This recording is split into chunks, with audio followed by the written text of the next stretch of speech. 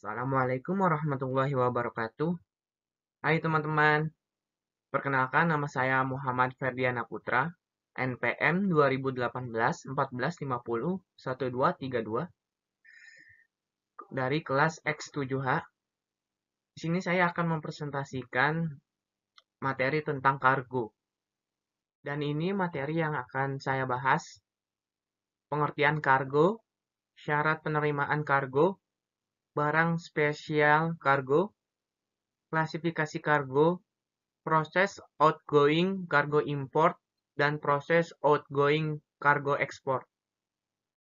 Pengertian kargo. Kargo didefinisikan secara sederhana ialah semua yang dikirim melalui udara, laut, darat, yang biasanya untuk diperdagangkan, baik antar wilayah, di dalam negeri maupun antar negara, yang dikenal dengan istilah ekspor dan impor. Perlu diperhatikan bahwa sebelum barang sampai di tempat tujuannya, barang itu harus melalui beberapa proses penanganan kargo, dimulai dari aktivitas pengiriman barang, penggolongan jenis kargo impor, prosedur penerimaan dan pengeluaran kargo impor. Proses ini dilakukan dengan 3 pihak utama, yaitu pihak pengirim, pihak penerima, dan yang terakhir pihak pengangkut. Shipper bisa sebagai individu atau badan usaha yang dilakukan secara langsung tanpa perantara atau melalui jasa pengiriman barang. Pihak produsen atau shipper mengirim barang tersebut kepada forwarder atau kargo agen sekaligus melampirkan dokumen-dokumen kepada pihak kargo.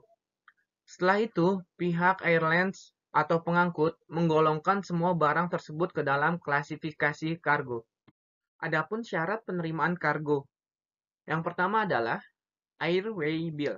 Airway Bill diisi dengan benar sesuai dengan aturan TACT Rules 6.2.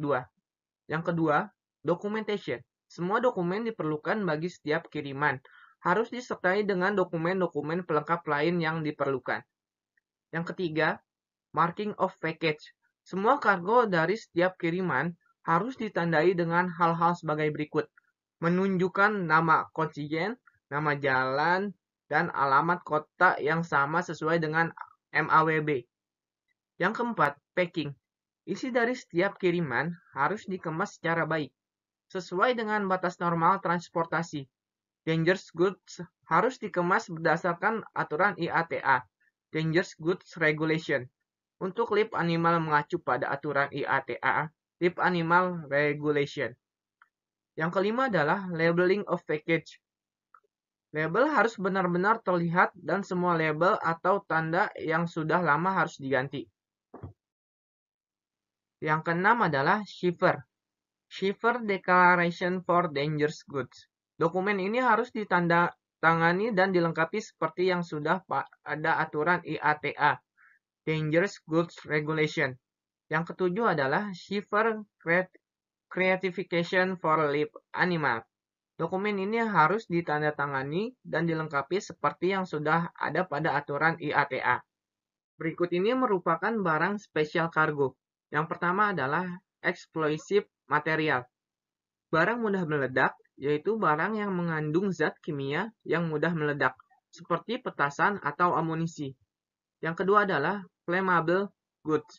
Barang mudah terbakar, baik dalam bentuk gas, padat, atau cair, misal oksigen, zat asam atau pembakar.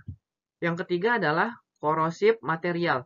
Bahan yang bisa menimbulkan karat, seperti air raksa dan zat asam. Yang keempat, iritan material.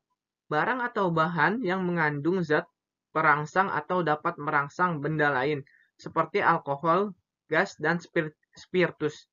Yang kelima adalah magnetized material. Barang yang mengandung unsur magnet seperti kompor dan loudspeaker. Yang keenam, oxidizing material. Barang yang mudah terbakar jika bereaksi dengan O2 seperti zat pemutih, nitrat, peroksida. Yang ketujuh adalah fragile goods.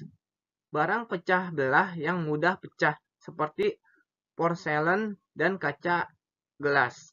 Yang kedelapan adalah poisonous substances, barang beracun yang pengangkutannya harus dilengkapi surat izin dari pihak berwenang. Yang kesembilan, radioaktif material, bahan yang mengandung radioaktif. Adapun yang kesepuluh, valuable goods, barang berharga yang mengandung unsur kimia lain di dalamnya, seperti logam mulia, perhiasan, kertas, atau dokumen berharga. Yang ke-11 adalah wet freight, barang berbentuk cairan maupun barang padat bercampur cairan, sehingga pemuatannya harus dalam kontainer, seperti daging segar, udang basah, makanan, telur. Yang ke-12 adalah perishable goods, barang yang mudah busuk dan hancur selama perjalanan, sehingga dalam pemuatannya harus ada bahan pengawet agar tahan lama dalam perjalanan atau pengiriman, seperti buah, tumbuhan hidup, atau bunga. Mohon maaf bila salah menyebutkan kata. Dan yang ke-13 adalah dangerous when wet, barang berbahaya yang mudah meledak jika basah atau lembab, seperti karbit. Yang ke-14 adalah live animal, hewan hidup yang diangkut melalui udara seperti sapi, kuda, ikan hias, monyet, anjing. Dan yang ke-15, human remains, pengangkutan jenazah, baik jenazah utuh atau jasad sudah dikremasi atau abu. Berikutnya adalah klasifikasi kargo. Jenis kargo berdasarkan penanganannya. Yang pertama adalah general cargo. General cargo ialah barang-barang kiriman biasa sehingga tidak perlu memerlukan penanganan secara khusus, namun tetap harus memenuhi persyaratan yang ditetapkan dan aspek safety. Contoh barang yang dikategorikan general cargo adalah barang-barang keperluan rumah tangga, peralatan kantor, peralatan olahraga, pakaian, dan lain-lain. Yang kedua adalah special cargo. Special cargo yaitu barang-barang kiriman yang memerlukan penanganan khusus atau special handling. Jenis barang ini pada dasarnya dapat diangkut lewat angkutan udara dan harus memenuhi persyaratan dan penanganan secara khusus sesuai dengan regulasi IATA dan atau pengangkut barang, benda, atau bahan yang termasuk dalam kategori special cargo adalah AVI, DG, PER, PES, PEM, HEA, dan lain-lain. Jenis kargo berdasarkan cara pelayanan dan jenis produknya. Yang pertama adalah missing cargo. Missing cargo adalah kargo yang tidak dapat ditemukan dan berdasarkan sumber pemberitahuan. Yang kedua adalah damage cargo. Damage cargo adalah kargo yang ditemukan dalam keadaan rusak, baik kerusakan packing, isi, mutu dari kargo itu sendiri. Yang ketiga adalah deterioration. Ini biasanya digunakan untuk menyatakan kargo irregularity pada perishable kargo seperti ikan konsumsi, sayur mayur, dan lainnya. Yang ketiga adalah deterioration. Ini biasanya digunakan untuk menyatakan kargo irregularity pada perishable kargo seperti ikan konsumsi, sayur mayur, dan lainnya, mengalami kerusakan mutu atau adanya penurunan mutu dari kargo. Yang keempat, overload kargo adalah kargo yang sudah dibuatkan manifest dan dokumen lain serta siap untuk diberangkatkan, namun gagal diberangkatkan karena terjadi kelebihan kapasitas muat pesawat. Yang kelima adalah found cargo. Found cargo adalah kargo ditemukan di stasiun tertentu yang bukan merupakan stasiun tujuannya. Berikutnya adalah proses outgoing cargo import. Kargo diturunkan dari pesawat dan dibawa ke breakdown area menggunakan dolis. Di breakdown area, kargo dilakukan proses pemisahan dan dilakukan proses pencatatan airway bill. Setelah itu, kargo akan disimpan untuk pemeriksaan fisik kargo dan dokumen-dokumennya.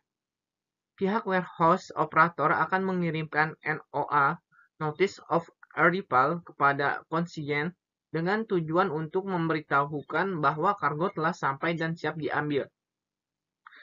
Saat konsigen mengambil kargo, konsigen dikenai biaya sewa gudang. Setelah konsigen menyelesaikan pembayaran, maka proses selanjutnya adalah pemeriksaan bea dan cukai. Proses ini mirip dengan proses kedatangan penumpang internasional, di mana terdapat jalur hijau dan jalur merah. Setelah pemeriksaan bea dan cukai, kargo dapat dibawa oleh konsigen. Jika ada kargo yang diterima baik impor maupun domestik tidak diambil oleh konsigen, maka operator warehouse kargo akan menyimpannya di gudang overflow. Khusus untuk barang kargo internasional, setelah 30 hari berada di gudang overflow, maka barang akan dinyatakan sebagai barang tidak dikuasai. Dan jika barang berada pada tempat penimbunan pabean, apabila 30 hari kemudian belum ada pemiliknya, maka barang tersebut dikuasai oleh negara. Yang selanjutnya adalah proses outgoing cargo export. Untuk kargo yang akan dikirim terlebih dahulu, harus dilakukan pembukuan. Setelah melakukan reservation, kargo akan dibawa ke gudang penerimaan kargo. Di sana kargo akan dilengkapi dengan form pemberitahuan ekspor barang (PEB) dan pemberitahuan ekspor barang tertentu (PEBT).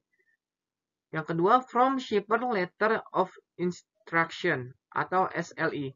Yang ketiga, Packing List. Yang keempat, Perishable dan Live Animal. Dilengkapi dokumen karantina. Yang kelima adalah dokumen pelengkap lainnya. Dari proses di gudang penerimaan, kargo akan dibawa ke unit bea cukai.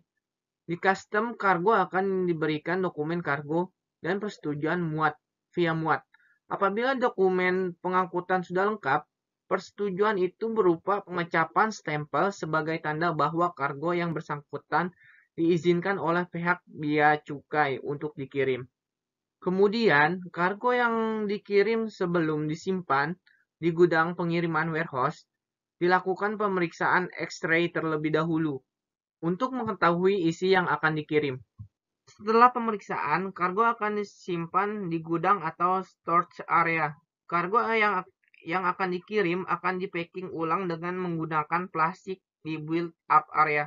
Jika sudah siap, kargo akan dimuat di pesawat. Cukup sekian pembahasan teori mengenai kargo kali ini. Mohon maaf bila banyak kesalahan di video ini. Jangan lupa dukungannya untuk selalu like, subscribe, and share kepada teman kalian agar channel YouTube ini terus berkembang. Dadah, wassalamualaikum warahmatullahi wabarakatuh.